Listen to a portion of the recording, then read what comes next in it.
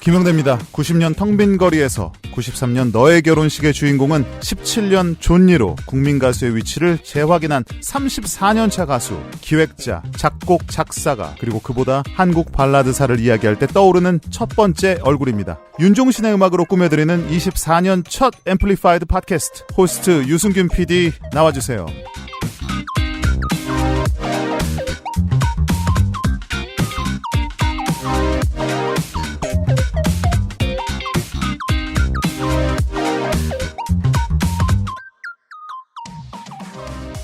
몸도 마음도 건강한 한 해 되십시오. 특히 2월 29일 생일이신 여러분들 생일이 다가오고 있습니다. 축하드리고요. 김영대 평론가 올해의 첫 시간은 발라드로 꽉 채우게 됐습니다. 한국 발라드. 맞아요. 계절도 계절이고, 그리고 이 가수에 대해서 한 번쯤 언급해보는 것도 흥미롭겠다 싶어서, 사실은 평론가가 어떤 평론적인 관점에서 이 가수를 언급하는 경우는 많이는 못 본 것 같아요. 기대해 주십시오. 네.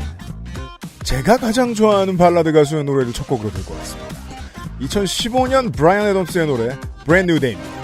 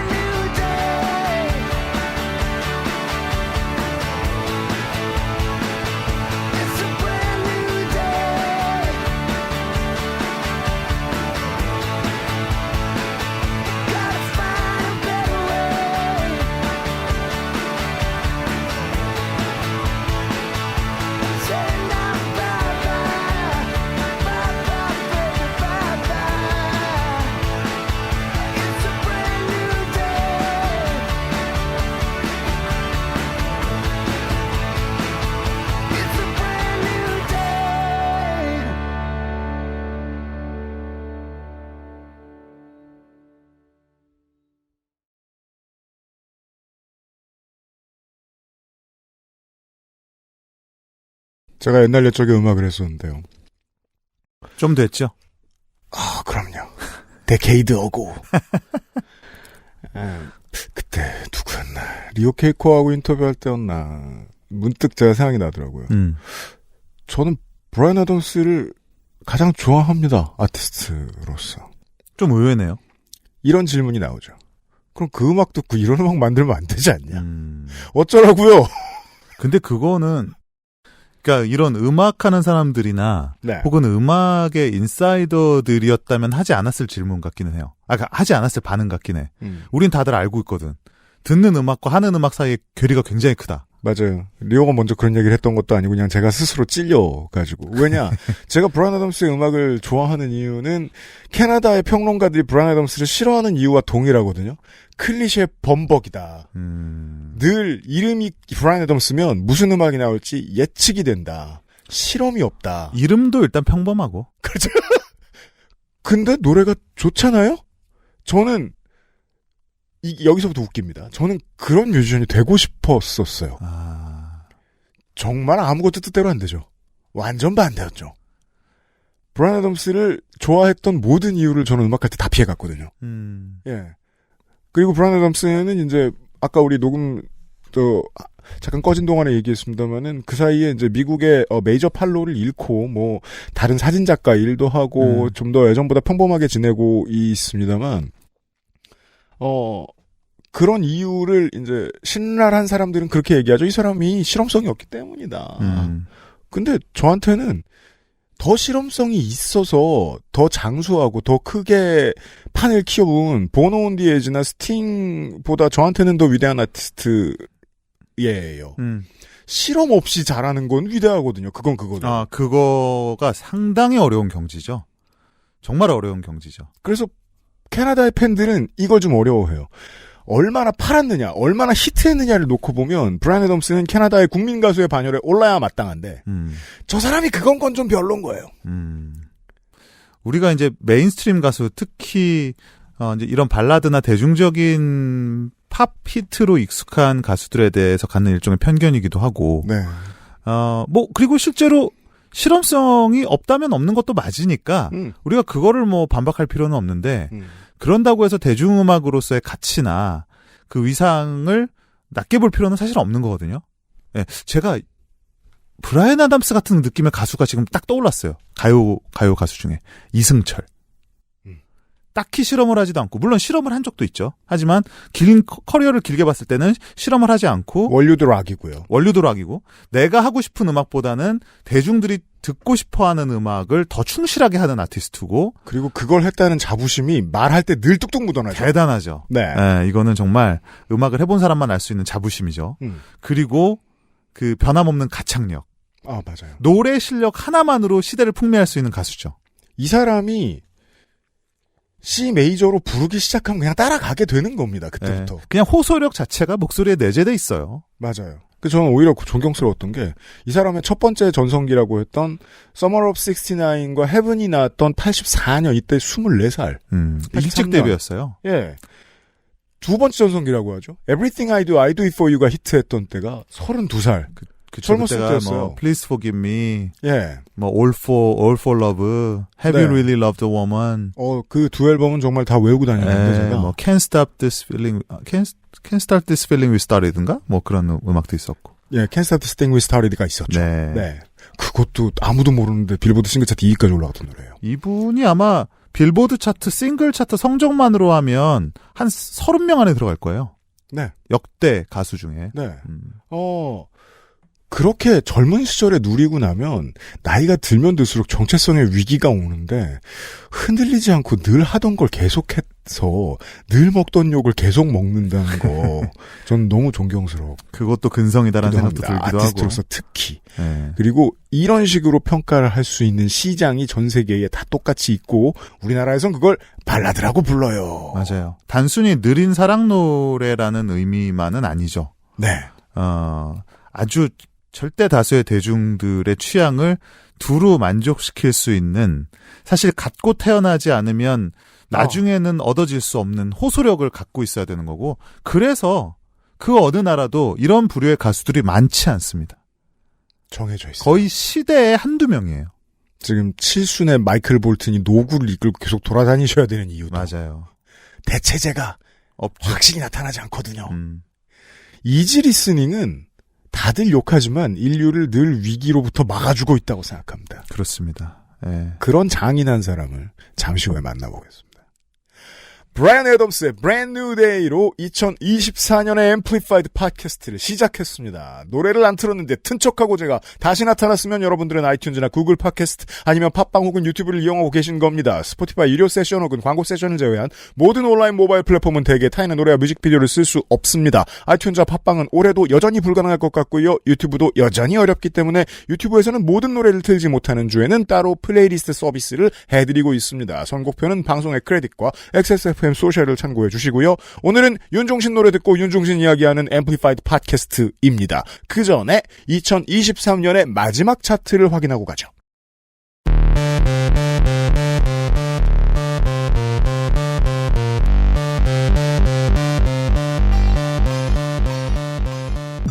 (2023년) 마지막 주간의 멜론 차트를 들고 와 주셨습니다. 우리 지지난주에 했던 이야기의 별책부록쯤 되겠습니다. 홀리데이 시즌 멜론 차트예요. 네, 통합 차트죠. 가요와 팝송 모두 합한 차트인데 뭐 요즘은 워낙에 가요가 강하기 때문에 하지만 유일하게 1년에 한 번 팝 가수도 가요 못지 않게 또 위력을 발휘하는 시기가 바로 크리스마스 시즌이죠. 하지만 요즘 팝은 정국이나 르세람핌밖에 없습니다. 그렇습니다. 20위는 아리아나 그란데의 Last Christmas입니다. 이게 좀 신기하더라고요. 잠시 후 다시 말씀드리겠지만 아리아나 그란데의 크리스마스 앨범이 연말에 계속해서 상위로 올라오는 게 다른 나라 차트도 좀 봐야겠는데 한국 특인 것 같다는 생각도 좀 들어요. 네, 이 버전이 워낙에 또 아마 계기가 있을 텐데 지금 정확히 제가 계기는 기억이 안 나요. 근데 어쨌든 소셜미디어 같은 데서 인스타그램 같은 데서 많이 또 쓰이기도 하고. 네. 퉁쳐서 이런 말하기 좋아하죠. 음악방송 진행자들이. 한국인들이 좋아하는 목소리인 건 맞습니다. 옛날로 말하면 크리스티나 아길레라나 아리아나 그란데 같은 인물들이. 맞아요. 미국과 한국에서 좀 차이를 보이는 게 미국에서는 아리아나 그란데도 대단하지만 테일러 스위프트의 압도적이죠. 압도적이죠. 네. 근데 우리나라에서는 오히려 인지도가 제 주변에 테일러 스위프트는 잘 모르는데 아리아나 그란데 노래는 한두 곡 좀 알고 계신 분들이 많아요. 그렇죠. 매우 그렇습니다. 네. 19위는 아이브의 I.am, 18위 악뮤의 후라이의 꿈, 17위 너드 커넥션의 그대만 있다면. 큰미미님과의 방송에서 짧게 소개를 해드렸던 유어서머 레이블, 김사월, 김혜원, 슬릭, 못, 이랑 등이 소속된 레이블입니다. 맞아요. 여기에 밴드입니다. 4인조 인디 밴드죠. 네. 학교 밴드가 그대로 가고 있는 팀이고. 네. 너목보 싱어게인 스케치북 나왔으면 나올 거 다 나온 거죠. 맞아요. 두드릴 수 있는 문 다 두드리는데 성공한 거고, 브레이크아웃 트랙이 나왔습니다. 네, 또 우리나라 사람들의 취향에 또 은근히 잘 맞는 그 브리티시 락 계열의 음악들을 또 잘 구사하기도 하고.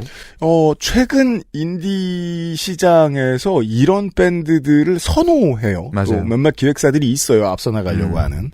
아무튼 이 팀의 브레이크아웃 트랙은 일기예보의 이 리메이크작이 되겠습니다. 네.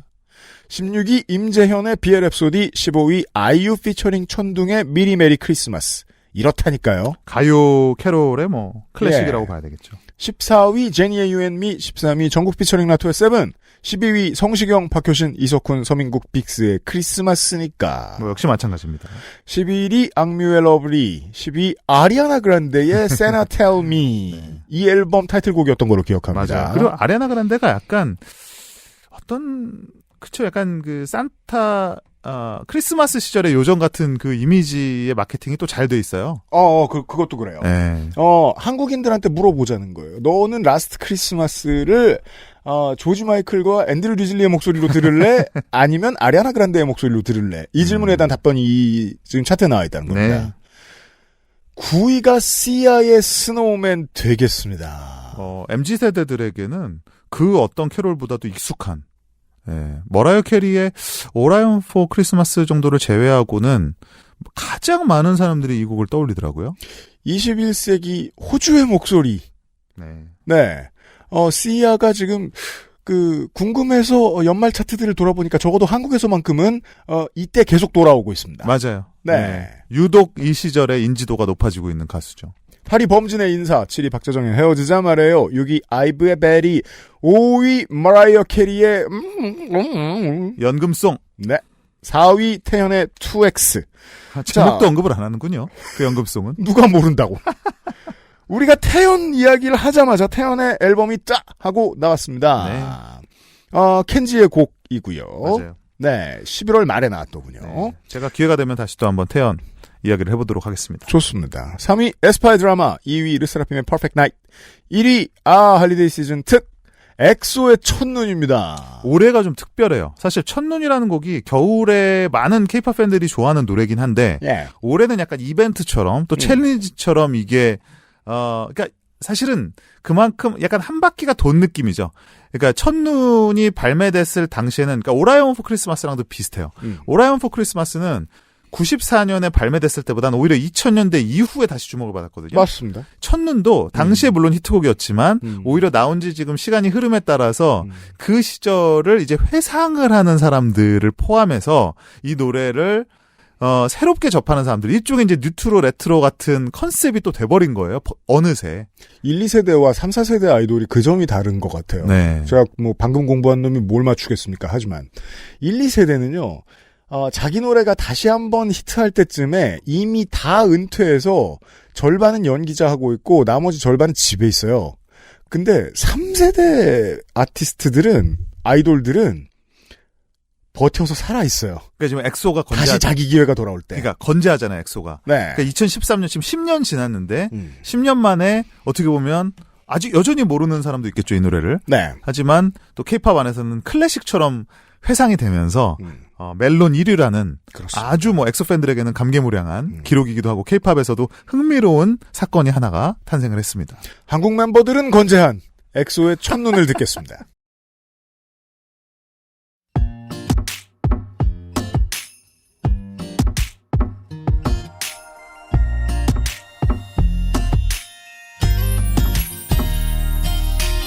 첫눈 오는 이런 오후에 너희에게 전화를 걸 수만 있다면 기쁠 텐데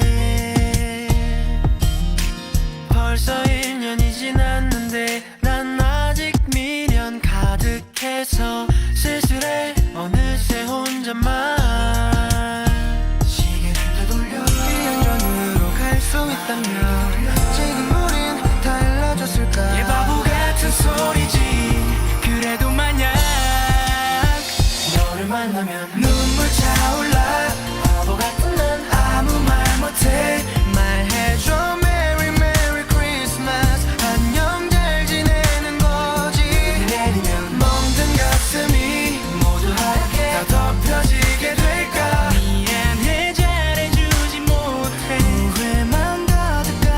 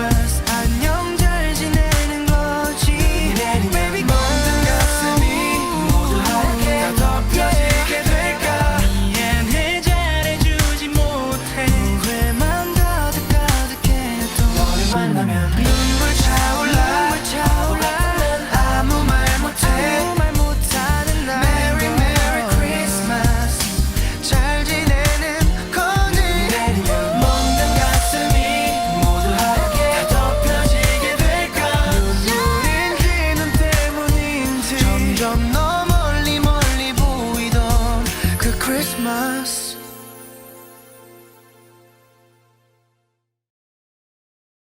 어떤 민족주의자 누리꾼이 이런 식으로 표현합니다. 한반도에서 나온 것들 중에 화하를 정복한 최초의 사례. 뭘 정복해요? 화하. 화하가 뭐죠? 중국 대륙. 나 왜 이렇게 무식한 사람인 것 같죠? 나 왜 화하라는 말을 처음 들어본 거지? 이거 혹시 XSFM에서만 쓰는 전문용어 아닙니까? 없는 용어 아니에요, 지금? 나를 지금, 무식한 사람 취급하려고? 저는 그런 느낌을 엑소를 공부할 때 느꼈죠. 세계관 팝의 박사과정. 아니, 나 진짜 왜 화하라는 말을 처음 들어본 거지? 아, 너무 부끄럽습니다, 지금. 트리 오브 라이프고 뭐고, 그래도 엑소가 크리스마스 노래는 만들었어야 했습니다. 엑소의 첫눈을 듣고 왔습니다. 그렇습니다. 자, 지난주 멜론 차트 1위 곡이었습니다. 뭐랄까요? 그럼 그렇게도 표현할 수 있겠죠. 3세대의 아이돌을, 팬덤의 크기가 세계관이 얼마나 어려우냐로 결정되는 이 추이를 만들어 놓은 게 엑소.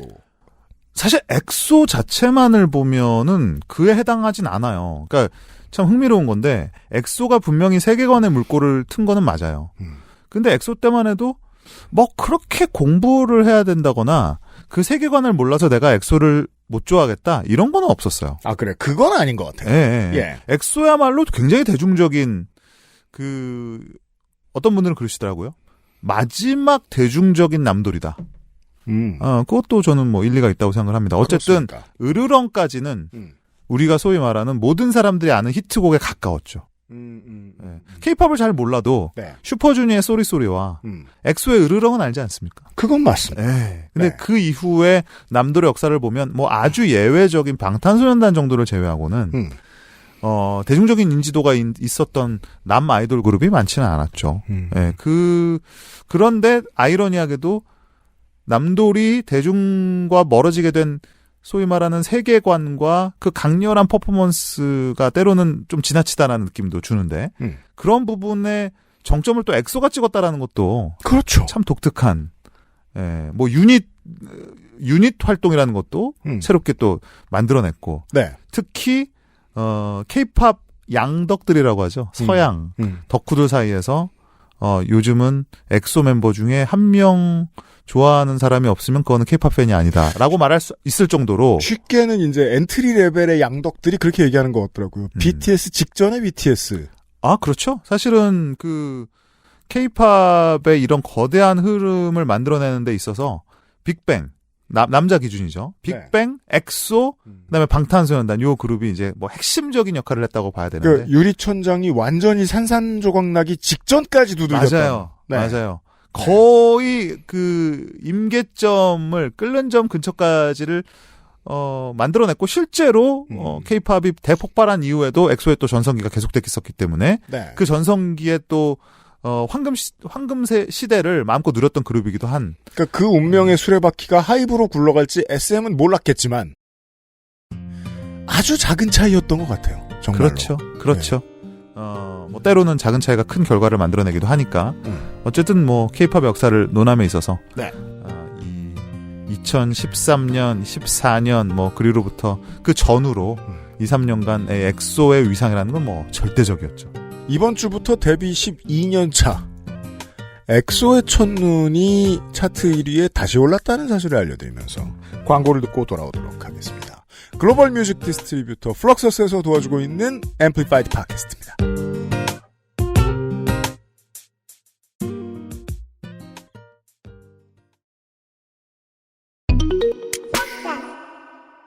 글로벌 차트 상위권, 해외 공연 매진, 해외 시상식 노미네이트. 낯설기만 했던 이제는 익숙한 K-팝 뉴스. 세계인의 음악이 된 K-팝의 뒤에는 알려지지 않은 배급의 노력이 있습니다. 정확한 타이밍에 다양한 플랫폼으로 K-팝 콘텐츠를 세계에 전달하는 플럭서스. 세계인의 K-팝 뮤직 라이프를 만들어갑니다. K-팝 넘버원 서포터 플럭서스.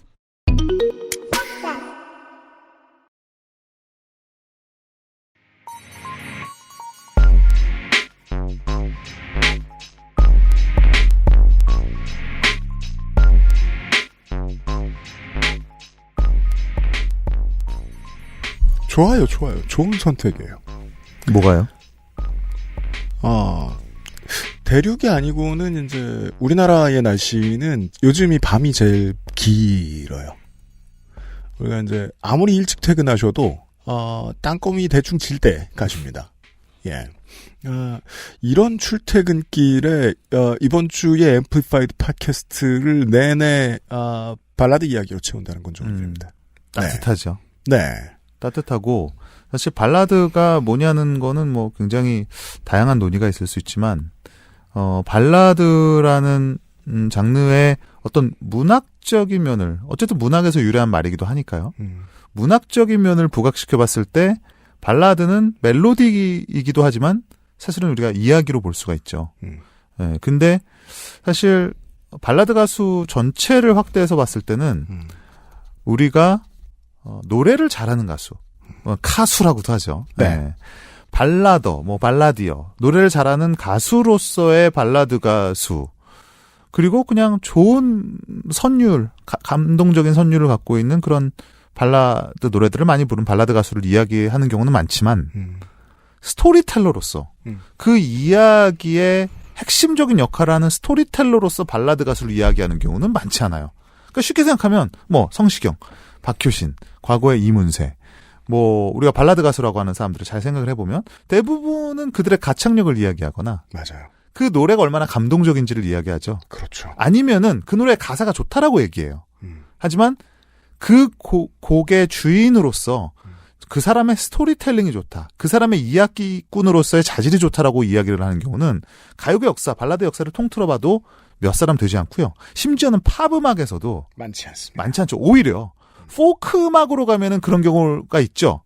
밥 그럼요. 딜런이라든지 탐 패티. 조니 미첼이라든지 네, 조니 미첼. 네, 탐 패티라든지 이런 사람들을 우리는 좋은 스토리텔러라고 하죠. 이야기꾼으로 기억하죠. 멜로디 이상으로 그들의 가사와 서사를 중요하게 생각하죠. 근데 사실은 그 멜로디만큼이나 가사나 서사가 가장 중요한 음악이 발라드인데 우리는 발라드에서 스토리텔러를 잘 이야기하지 않습니다. 기본적으로 물론 겹치긴 하는데 싱어게인을 시청자가 봅니다. 네. 불특정한 시청자가 봅니다. 노래를 얼마나 잘할까라고 표면적으로 생각합니다. 맞아요. 근데 잘 못했을 때도 있거든요. 다수는 뭐라고 합니다. 근데 임재범 씨가 수고하셨습니다라 그래요. 잘했습니다라 그래요. 그래서 다시 생각하는 거예요. 뭐가 좋았지? 시청자 중에 한 30% 정도는 이게 왜 좋았는지 알아요. 이걸 이제 프로들의 세계에서는 발라드 가수가 부스에 들어가요. 분명히 노래 못할 거 알아. 근데 박수를 받아서 나올 때가 있어요. 스토리텔링 이야기입니다. 그렇죠. 이야기를 힘있게 전달하는 능력. 싱어다 라고 해서 잘하는 것과 존경받는 건 쉽습니다. 근데 이 사람이 시인, 음유시인, 바드다, 트루바두르다 라는 이유로 존경받는 건 아주 어려운 일입니다. 네, 음악에서 드물죠. 블루스에서든 포크에서든 락에서든 우리가 시인이라고 언급하는 사람은 몇 되지 않죠. 어떻게 보면 음악을 만드는 사람들이 조금 더 쉬운 길을 택하죠. 더 성공하기 쉬운 가능한 길을 택하기 때문에 우리가 노래를 잘하는 이를테면 하나의 기술로서 기회로서의 음악을 접근하는 것이 사실은 이야기꾼으로서 접근하는 것보단 더 쉬운 방향입니다. 기회로서 노래 잘하는 사람 툭 떠올랐습니다. 씨야죠. 야, 저 기이하다. 저렇게 잘하네. 그런 것도 있을 수 있겠고 정말 가창력이 좋다 우리가 얘기를 하잖아요. 대부분의 발라드 가수들은 가창력이 좋다고 얘기를 하는데 네.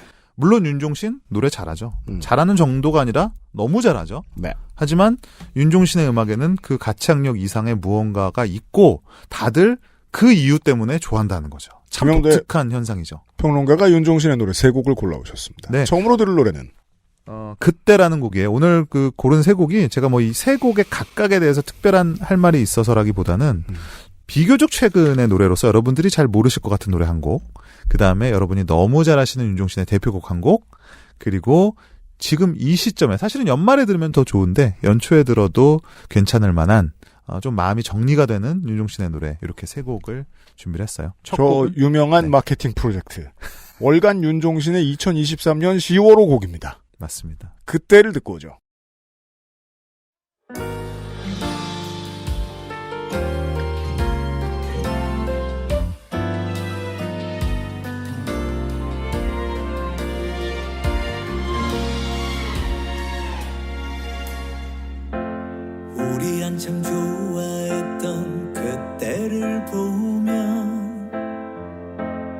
어쩜 그런 말을 주고 또 받았니. 좀 더 잘하려고 더 마음 보이려고 나의 표현력 쥐어짜던 널 향했던 말들. 그때 우린 별게 다 재밌고 예뻤다. 너라면 모든 게 좋았어. 언뜻 비친 내 얼굴 아직도 생각나. 내가 너무 괜찮아 보여 쉬고 웃었던 그날 밤. 그땐 단지 너 하나로 그날들을 버틴 것 같아. 온갖 불안함과 어리숙했던 그 계절들. 너와 함께하면 난 그럴듯해 보였거든. 괜찮은 사람 꼭 그렇게 되고 싶었어. 그땐 오직 너 하나와 웃는 하루가 전부였어. 그 미소가 있게 해준 초라했던 나의 하루들.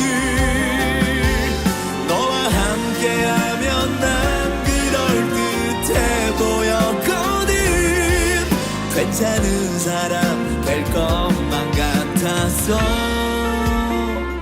넌 그랬어.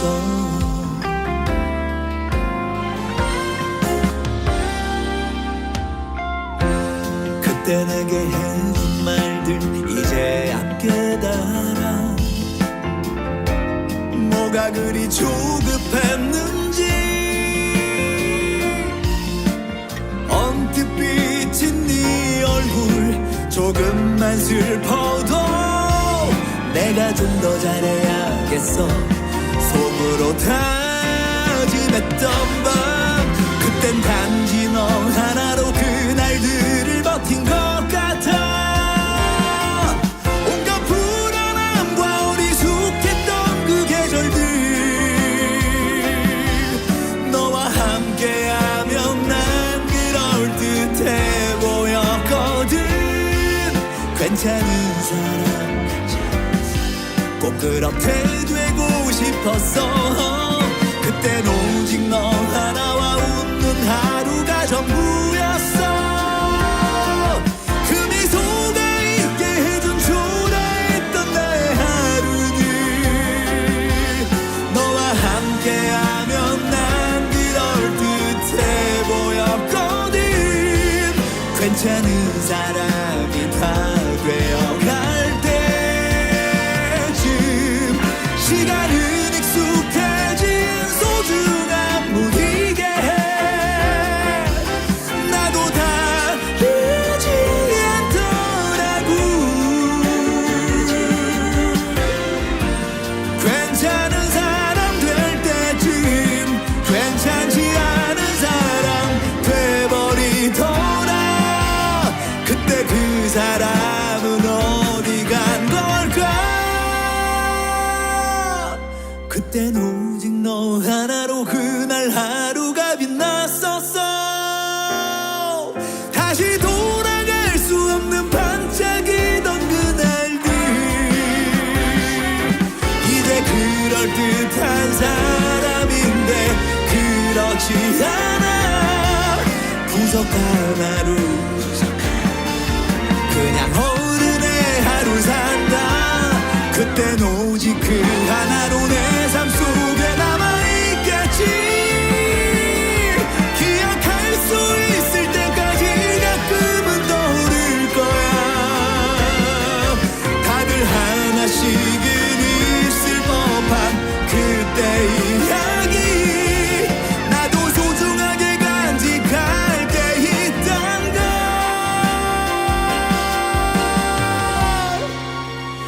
감사해.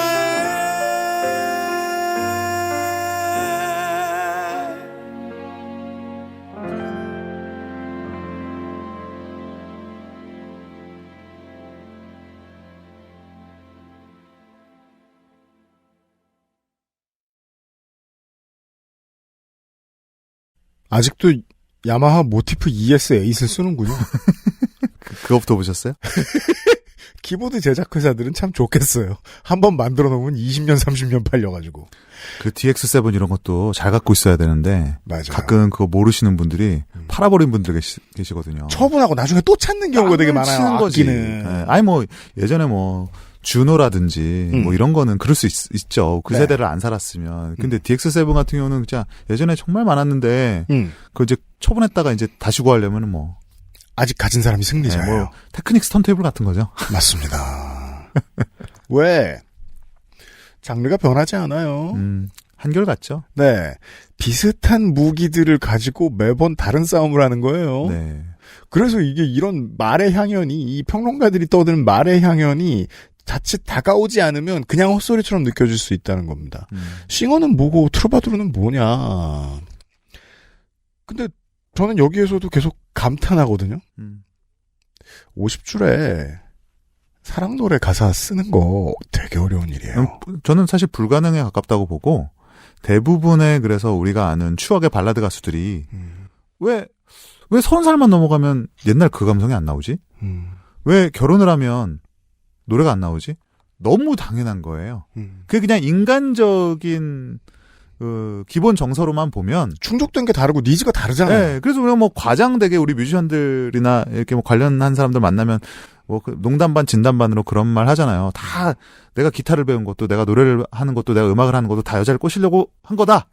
20대 중반까지는 그런 소리 하는 사람 진짜 많아요. 그리고 그게 실제로 사실이기 때문에 뭐 그런 동력이 떨어진 기성세대가 되고 유부남이 되고 그리고 안정된 가정을 얻게 되면 당연히 그 이후에 사랑 이야기들은 감정이입을 하거나 누군가의 소스를 빌리거나 남녀는 구분이 안 되는데 노소는 구분됩니다. 그 지점에서 반드시. 그럼요. 네. 네. 그런 의미에서 윤종신의 이런 특히 월간 단위로 추억 얘기를 하고 사랑 얘기를 하고 제가 그 생각을 해봤어요. 과연 팝음악까지 합쳐도 이런 가수가 몇 명이나 될까? 그죠. 저는 거의 전무하다라고 보는데요. 네.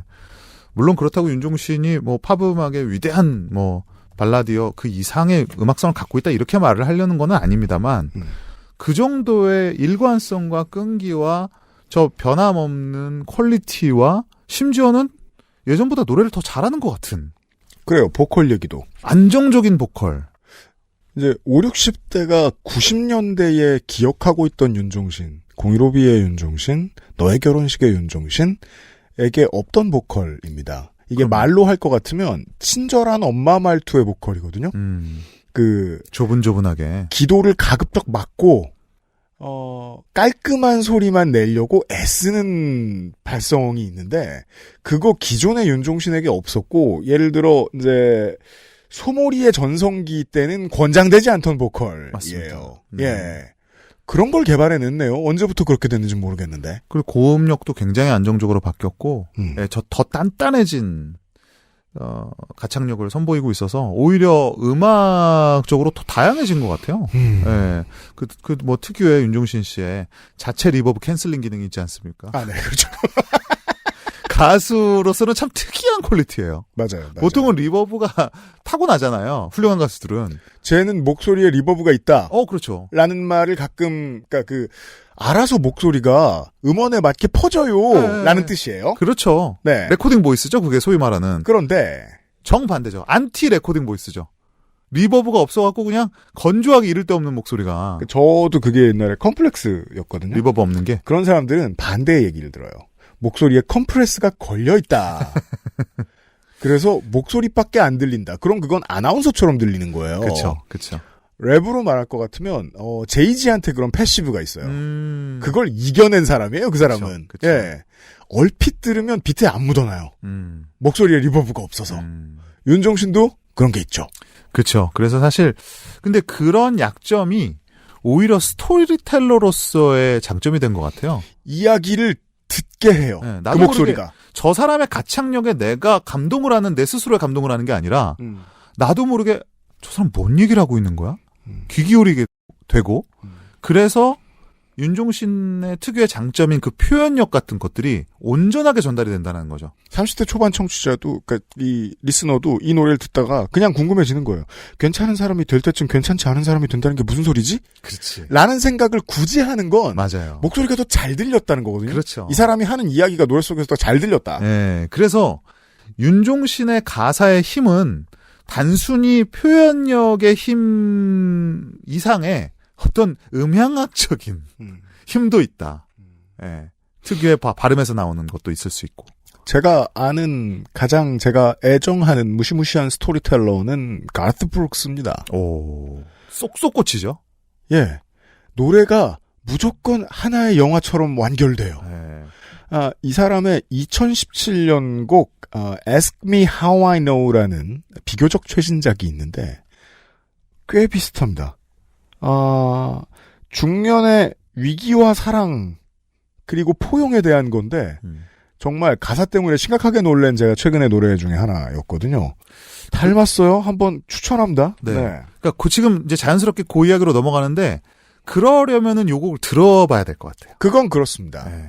본의 아니게 혹은 중장년은 부정할 기록 윤종신의 인생 최대 히트곡 유일한 1위곡 좋은 일을 듣고 오겠습니다.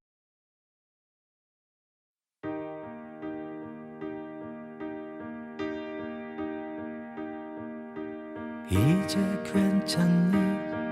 너무 힘들었잖아. 우리 그 마무리가 고작 이별뿐인 건데 우린 참 어려웠어. 잘 지낸다고 전에 들어서 가끔 벌써 참 좋은 사람 만나 잘 지내고 있어. 굳이 내게 전하더라. 잘했어. 넌 못 참았을 거야. 그 허전함을 견뎌내기엔 좋으니 사랑해서 사랑을 시작할 때 네가 얼마나 예쁜지 모르지. 그 모습을 아직도 못 잊어. 헤어나오지 못해. 네 소식 들린 날은 더 좋으니 그 사람 솔직히 견디기 버거워. 네가 조금 더 힘들면 좋겠어. 진짜 조금 내 10분의 1만이라도 아프다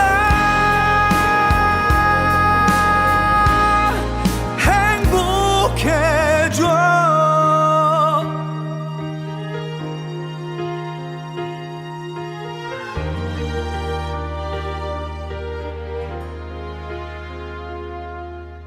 억울한가 봐. 나만 힘든 것 같아.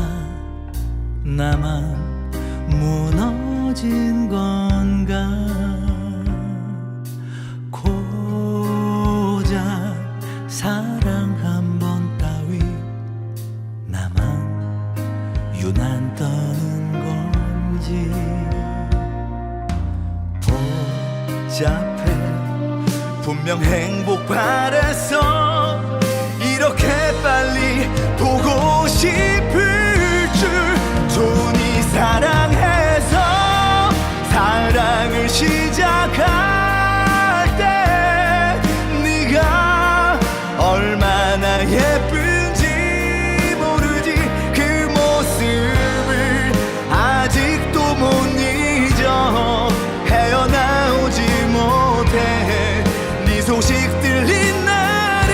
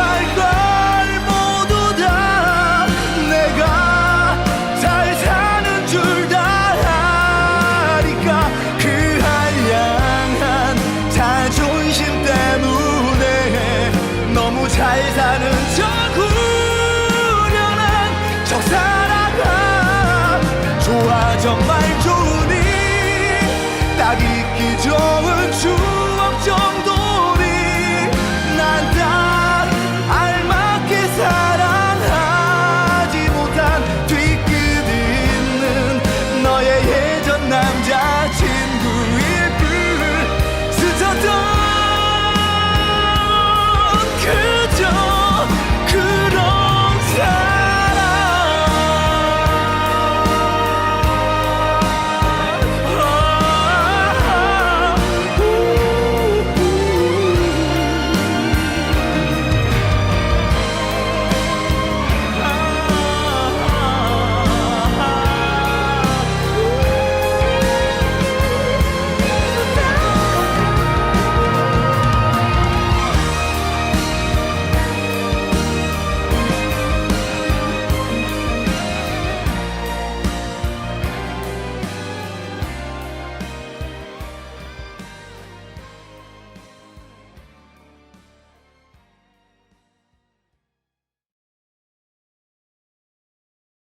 이런 노래는 금지돼야 됩니다.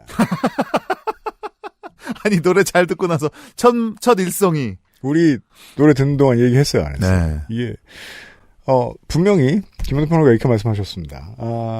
이렇게 말하는 남자를 좋아하는 여자는 세상에 없다. 있을 수가 없죠. 네. 네, 뭐 예를 착각 들어 대단한 착각이죠. 그 남자의 엄마, 누이를 그 사람들도 권하지 않을 거예요. 권하지 않죠. 왜냐하면 저거 오래 하다 보면 범죄자가 되기도 하고. 네. 시간이 갈수록 사랑과 이제 범죄와의 그 경계가 우리가 알고 있었던 경계가 상당히 모호해지는 경우가 많지 않습니까? 그 왜 요즘 올해 특히나 전 세계적으로 독감이 대유행입니다. 네. 왜냐하면 3년 동안 사람들을 못 보면서 많은 사람들이 바이러스를 피해 다녔기 때문에 면역력이 낮아져서 감기에 필히 걸려야 되는 상황이었던 거예요. 네. 저는 사랑이 감기 같은 거라고 생각해요. 리스크를 지고 얻는 게 있고 손해보는 게 있는 거죠. 이 도박판이라서 누군가는 다 잃을 수도 있어요. 남성 대다수가 가지고 있는 사회적인 사랑에 얽힌 사회성이 대저 이런 게 있습니다. 네. 이런 걸 표현하는 건 어렵습니다. 왜냐하면 비호감일 가능성이 너무 높아서. 이 콤플렉스에 관한 건데 네. 생각을 해보면 사랑 노래라는 거는 우리가 이별을 이야기할 때든 사랑을 이야기할 때든 기본 감성은 아름다움이에요. 그러니까 이별이 물론 슬프죠.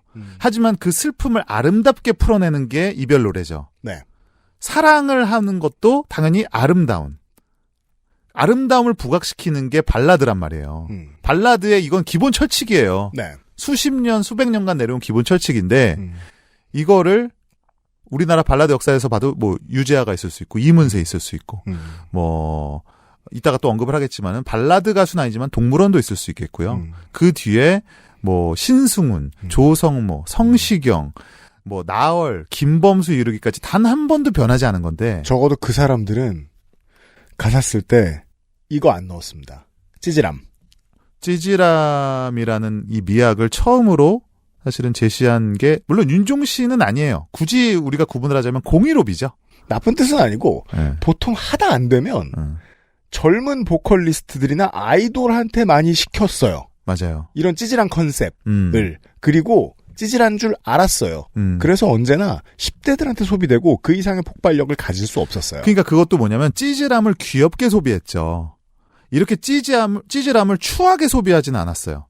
그러니까 찌질함의 추한 면을 정말 적나라하게 드러내면서 아름다운 멜로디와 그 아주 나의 못생김을 드러내는 가창력으로. 그렇죠. 네. 이 노래를, 존니를 들어보세요. 보컬 다르겠습니다. 네, 예전에 유열 씨가 그랬다고 하잖아요. 이게 노래냐 뭐냐. 아니, 나는 그 말이 너무 이해가 가. 왜냐면 진짜 이걸 들어보면 이게 뭐야, 노래야? 아무렇게나 불렀네? 아무렇게나 불렀고, 그리고 뭐, 아프다! 이렇게 하는 게, 이게 우리가 생각하는 발라드의 미학은 아니거든요. 그죠. 이거는 그냥 사실. 관절염 같죠. 예. 그냥 솔직히 말하면 중년에 술 취한 제 친구들이 길가에서 소리 지르는 거랑 그냥 똑같은 거예요. 그렇죠. 네, 근데 이거를 대중음악으로 만들어내고 네. 공감을 얻어내고 심지어는 노래방을 단 한 번도 우리 코인 노래방을 단 한 번도 가지 않는 우리 윤세민 에디터가 네. 밖에서 이거 술 부르려고. 취한 아재처럼 예. 노래를 부르고 있어. 아니 자기도 못 참는 거야. 전 단 한 번도 저분이 노래를 부르는 걸 본 적이 없습니다. 고백하고 나갔습니다. 이 노래 부르러 코너 갔다고. 네, 이 노래를 굳이 부르기 위해서 스튜디오 문을 열고 들어와서 야, 부끄럽습니다. 저는 이 노래 처음 아니 들어 들어봤는데. 부끄러운 게 아니라 어제. 저는 역설적으로 네. 음악의 힘인 거죠, 이거는. 아, 네, 그렇죠. 예. 과연 이러한 욕구를 그 얼지라고 하잖아요. 이거를 불러일으키는 발라드가 몇 곡이나 있었는가. 보통 옛날에는 그 좀 중소형 기획사에서 하다 안 되면 비싼 작사가 못 불러서 혹은 아이템 안 떠올라서 그냥 10대가 이 정도는 소화해 주겠지 하고 찌질한 코드를 넣은 사랑 노래를 많이 넣었어요. 대표적인 이 노래의 발리에 하나 들어드릴게요. 간미연의 솔로 데뷔곡 옛날 여자라고 있습니다. 아, 있죠. 네. 요 컨셉 했다 망하는 흔한 케이스들 중에 하나. 맞아요. 그러니까 간미연이 엔터테이너 소질이 없는 사람이라는 소리가 아니라 완전 비교됩니다. 비교해서 들어보시면. 그렇죠. 그리고 이제 그러한 노래들의 특징은 솔직히 말하면 그런 찌질함을 좀 피상적으로 다뤄요. 네. 약간 주저하는 거죠. 사실 더 리얼하다기보다는. 근데 이 존니 가사를 보면 거의 인류학 보고서 같은 느낌입니다. 이게 이제 10대, 20대의 가수들이 이걸 부르면 딱 그때의 느낌이랄까요? 내가 21살인데 처음 채웠고 한 달 됐어. 그거랑 내가 30년이나 채인 얘기하고 있는 거랑. 그렇죠. 그 깊이가 다르죠. 네. 일관성과 진정성이 다른 건데 이건 뭐 누구도 윤종신의 이야기일 거라고 굳이 생각하진 않지만 그 어떤 자전적인 스토리보다도 진정성이 느껴져요. 참 그 묘한 설득력이라고 생각을 하는데 네. 어쨌든 그 무명 작곡가였던 포스티노를 영원히 연금송을 선사했고요. 그렇게 됐습니다. 중견 가수인 윤종신에게는 첫 1위라는 기쁨을 안겨준 곡이죠. 맞습니다. 노래 하나 또 추천해드리고 갈게요. 제가 가장 좋아하는 발라드 가수는 조슈아 캐디슨이라는 사람인데요. 네. 누굽니까? 섹스 앤 더 시티 주인공. 세라 제시카 파커하고 연문으로 잠깐 유명해졌고, 음악은 한국에서는 아무도 몰라요.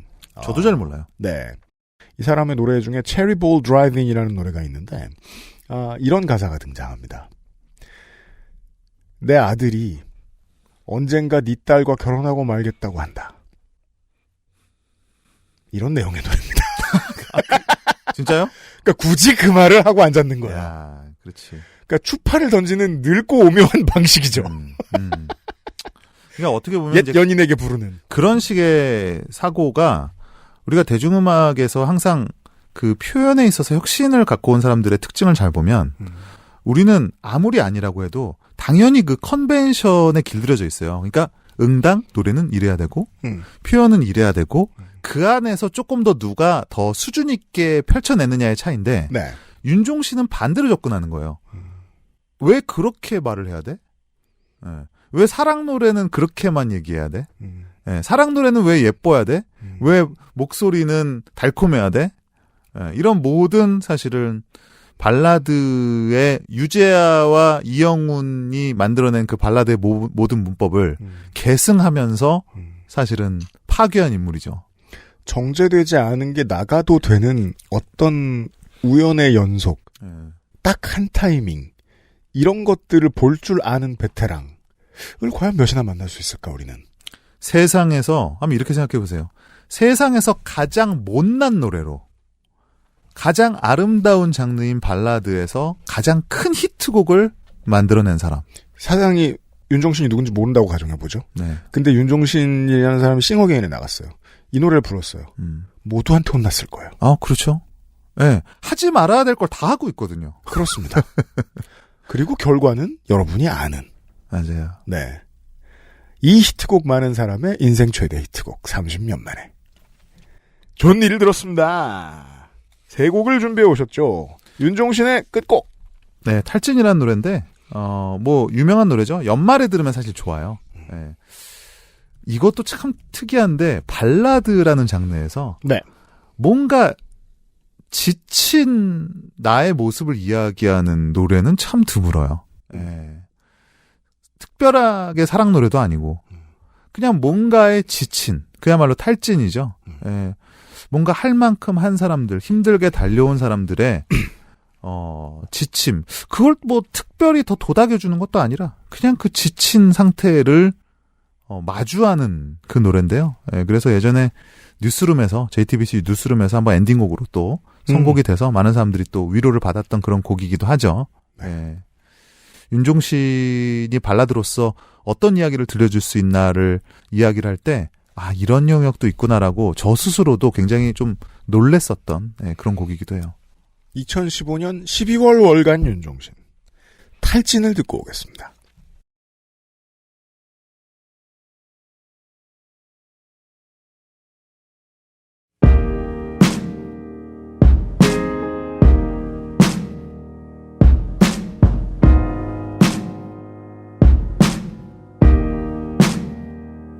푹 주저앉아 꿰매고 있어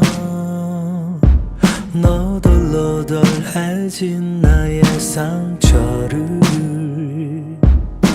어떻든 가야 하지 쉴 수 없는 길 위에 있잖아 힘이 넘쳤던 그때 출발점에서 나를 믿어줬던 따라줬던 눈동자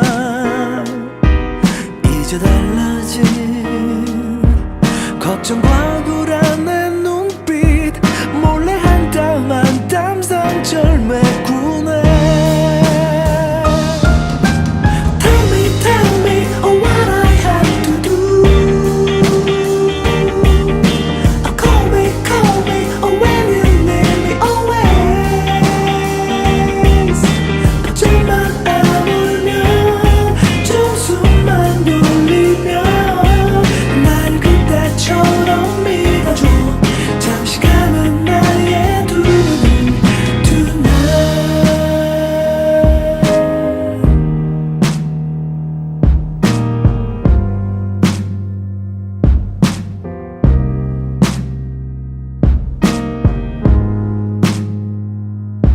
맘과 달랐던 그때 무심코 뱉던 서로 상처 줬던 가슴 봤던 말들은 너무 미안해 그저 지친 날 숨기려 하나 동졸했던 외로웠었던 Tell me what I have to do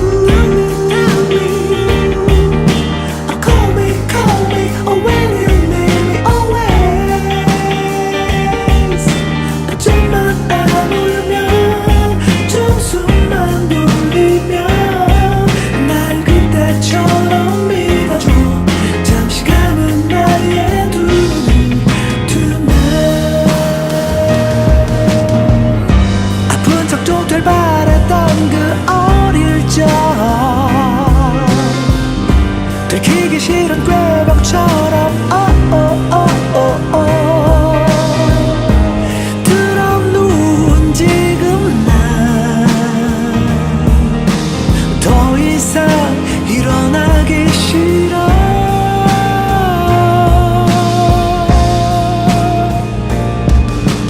Feel me, what I have in me Tell me, 날 사랑한다고 좀만 아물면 좀 숨만 돌리면 날 그때처럼 믿어줘 잠시 감은 나의 두 눈을 tonight 그때처럼 믿어줘 잠시 감은 나의 두 눈을 그때처럼 날 믿어줘 잠시 감은 나의 두 눈을 라라라라라라라라 라라라라라라 믿어줘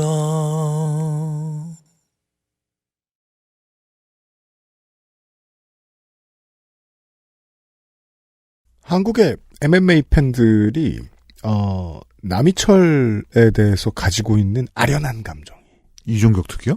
있어요. 네. 윤종신을 듣다가 MMA요? 잠깐 설명하죠.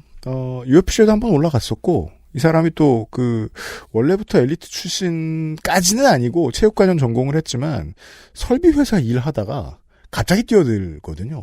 그거 치고는 승승장구했죠. 근데 이제 파이팅 스타일의 한계가 노출이 되면서 이게 코칭팀이 이걸 다 분석을 하잖아요. 첫 번째 몇 번 블로우를 넘기면 이 사람은 어떻게든 잡을 수 있다라는 사실이 알려지면서 계속해서 풀 블로우를 날리고 난 뒤에 패배하는 모습으로 기억이 나요. 근데 이걸 되게 측은하게 본 거예요, 사람들이. 이 노래의 자켓에 남이철이 등장하죠. 맞아요. 네. 윤종신의 탈진을 듣고 왔습니다. 아무튼 정리를 좀 해보자면, 사실, 발라드라고 하는 가장 대중적이지만, 어떻게 보면 가장 변화의 여지가 많지 않은, 뭔가 해볼 여지가 많지 않은 이 대중적인 장르.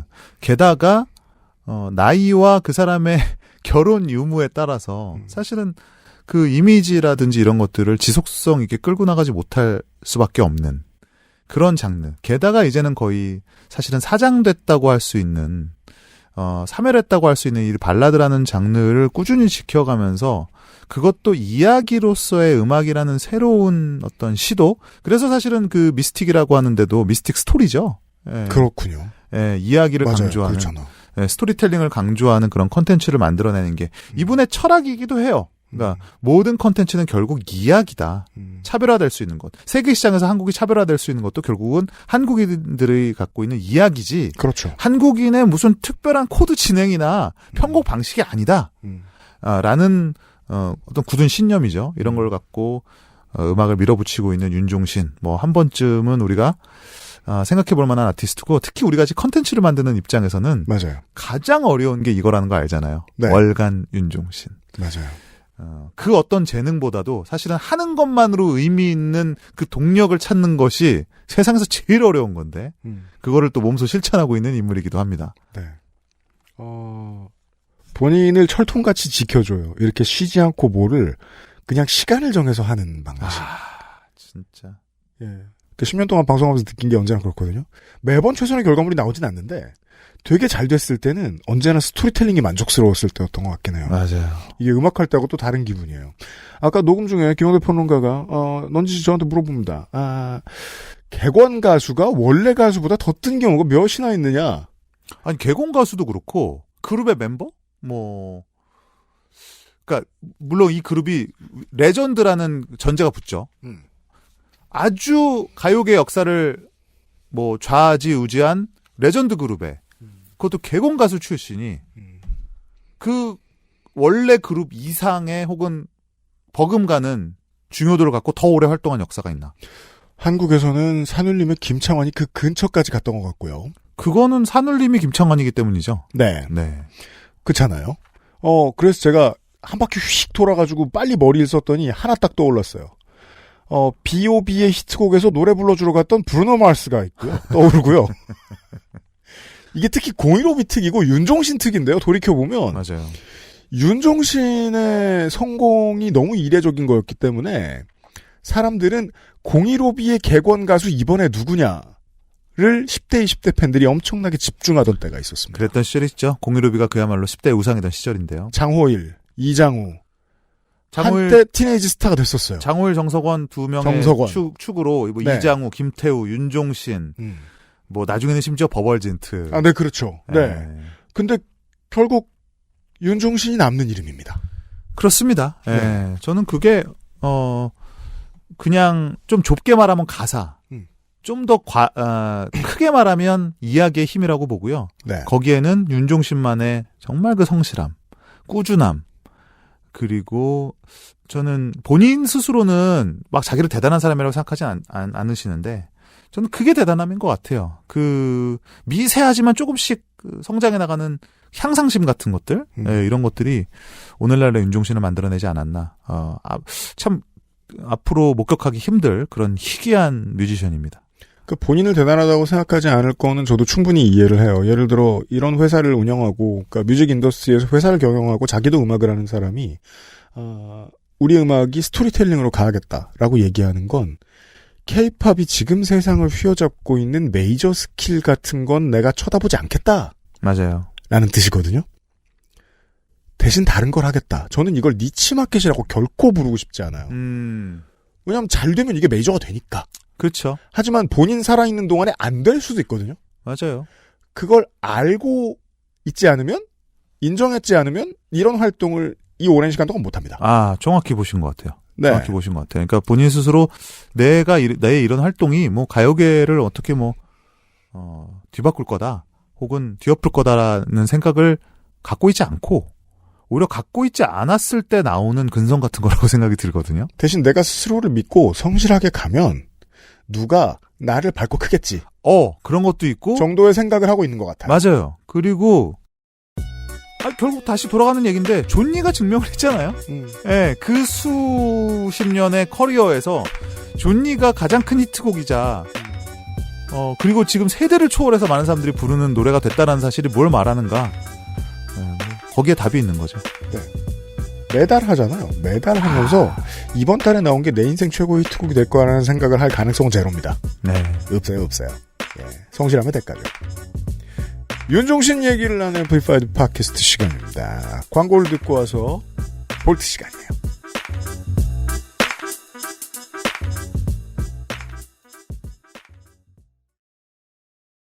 플럭서스 디스트리뷰션 2023년 12월의 플럭서스 발매 음원입니다. 소란의 굿바이, 햇살 같은 이 모습도 별빛 같은 미소도 태연의 꿈, 남은 길을 찾아 여기에 꿈을 찾아 여기에 김한선의 필링 리믹스 버전, 눈을 떠봐 Feeling feeling 이제 너도 느껴 falling in love 너와 남이 좋아서 하는 밴드의 메리 크리스마스, 달콤한 멜로디에 동그랗게 춤춰요 이제 애플 뮤직, 스포티파이, 유튜브, 글로벌 스트리밍 플랫폼에서 만나실 수 있습니다. K-팝이 세계를 만나는 길, 그 곁엔 언제나 K-팝 넘버원 서포터 플럭서스.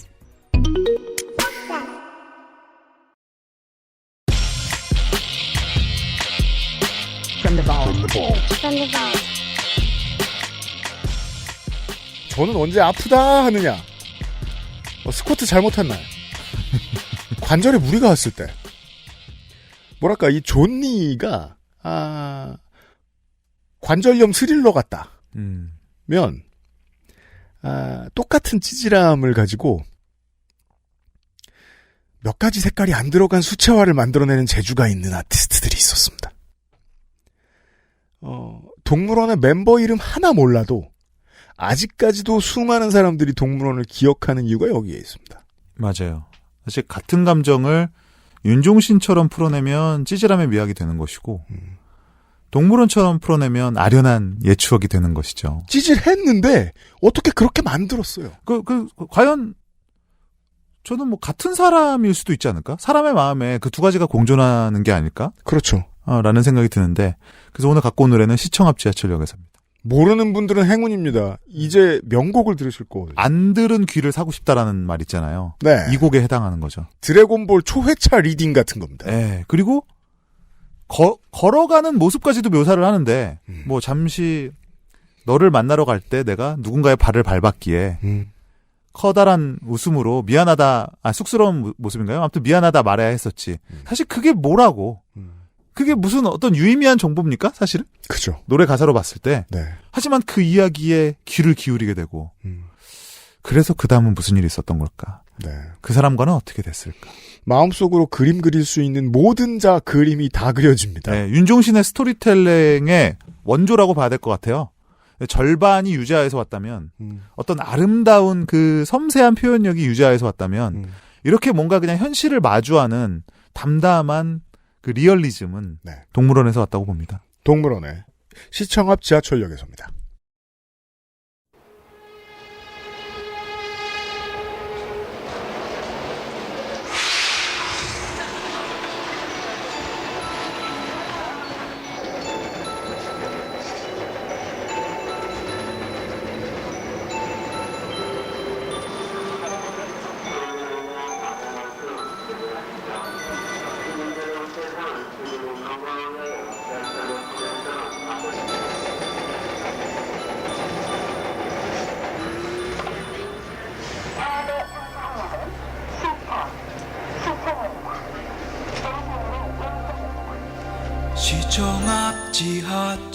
지하철역에서 너를 다시 만났었지.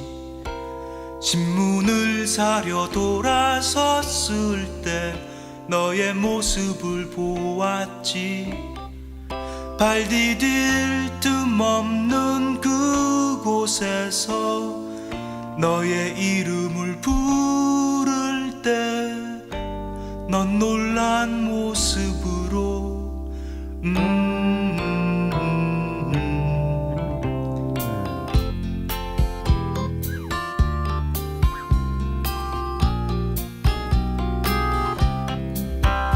너에게 다가가려 할 때에 난 누군가의 발을 밟았기에 커다란 웃음으로 미안하다 말해야 했었지. 살아가는 얘기, 변한 이야기, 지루했던 날씨 이야기, 밀려오는 추억으로 우린 쉽게 지쳐갔지. 그렇듯 더디던 시간이 우리를 스쳐 지난 지금 너는 두 아이의 엄마라며 엷은 미소를 지었지.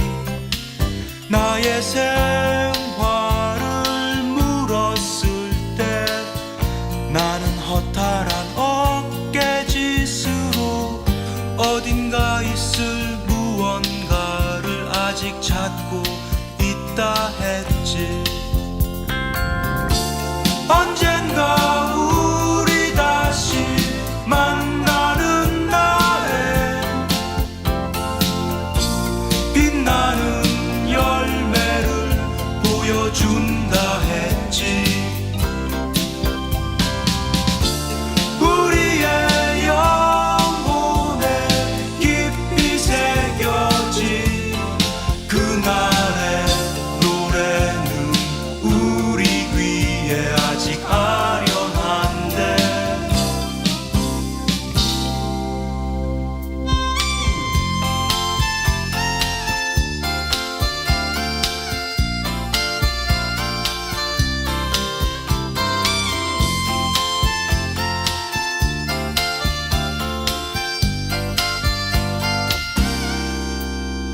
가끔씩 너를 생각한다고 들려주고 싶었지만 짧은 인사만을 남겨둔 채 너는 내려야 했었지.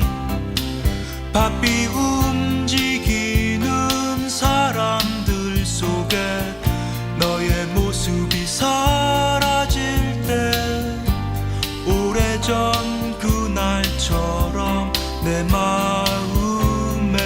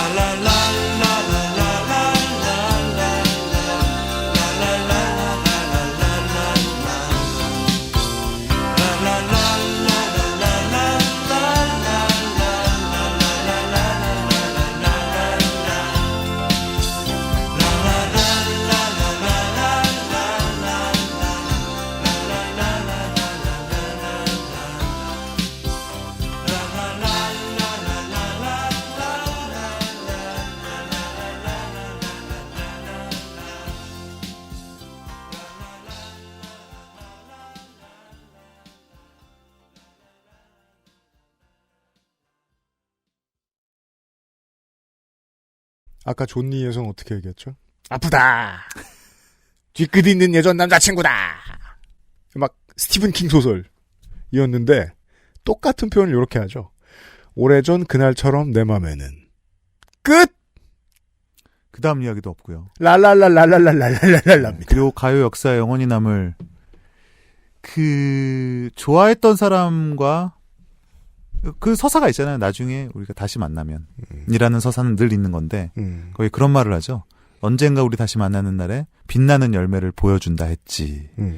그 열매를 못 만든 거죠 아직.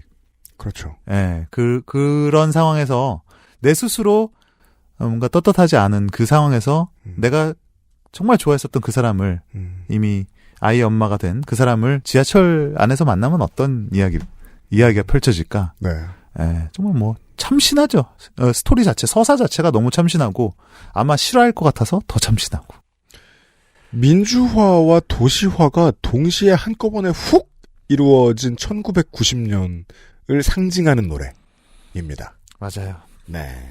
아니, 객원 혹은 이제 멤버로서 팀보다 더 큰 이름이 된 가수 바로 옆에 있었네요. 왜 몰랐지?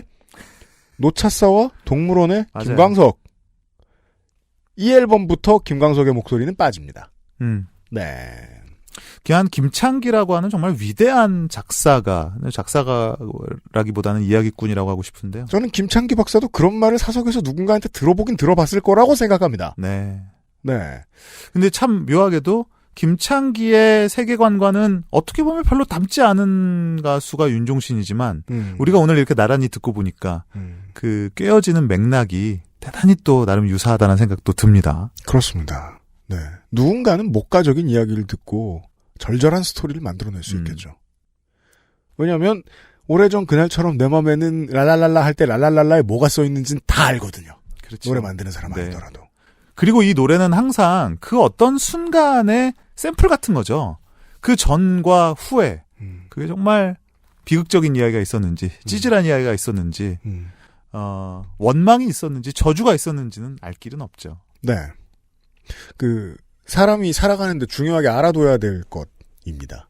앞에 막 찌질할 수 있고 내 모든 걸 다 바쳤고 할 수 있는 막 파울도 하고 다 했을 수 있어요. 대신 그 다음에 잊은 척 해주면 내가 계속 찌질한 그 사람은 아니게 되죠. 그쵸. 나를 치유하는 방식이기도 하고 나를 다독이는 방식이기도 한데 그걸 계속 보여줘요 가사에서. 예, 사람을 자라게 해주는 노래 같은 건 흔히 만나기 힘들어요. 동물원의 2, 3집이 저한테는 늘 그랬었습니다. 예, 흐린 가을 하늘에 편지를 써도 그랬고 해화동도 그랬고 변해간에도 그랬어요. 네. 그리고 먼 훗날에 또 기회가 되면 동물원을 통해서 브레이크아웃 스타가 된 김광석의 이야기를 할 수도 있을 것 같기도 하고요. 이때까지만 해도 그런 문법이 있었습니다. 연대 앞에 무진기행이라는 자꾸 기자들이 카페라고 쓰는데 전 술집으로 알고 있거든요. 예. 여기에서 모이던 사람들의 밴드가 그대로 동물원이 되죠. 네. 김창완에게 픽업이 됐다고들 합니다. 거의 이제 카페에서 픽업되는 마지막 세대쯤 됐을 겁니다. 동물원이. 예. 이때 뮤지션들 얘기를 좀 더 길게 한번 해보고 싶은 마음도 있어요. 다음에 한번 준비를 해볼게요. 좋습니다. 발라드로 가득 채운 2024년 첫 번째 앰플리파이드 팟캐스트를 들으셨습니다. 김영대 평론가 오늘도 감사드리고 고맙습니다. 새해 복 많이 받으시고 여기까지 앰플리파이드 팟캐스트였습니다. 스포티파이에서는 라이브러리에 추가, 재생 목록에 추가, 다운로드, 유튜브에서는 좋아요, 댓글, 구독 잊지 마시고요. 한국은 공신력 측면에서 차트가 좀 허약하다 보니까 결국 꾸준히 운영된 방송사 차트에 의존하는 것이 그나마 저에겐 괜찮은 선택이죠.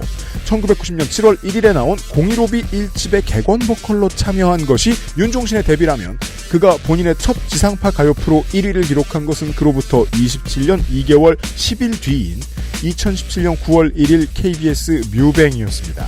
당초에 이런 아카이브가 부족해서 확신할 수는 없지만 한국 가요사에 이보다 더 긴 기록은 없을 것 같죠. 끝! XSFM입니다. M, P, F, D,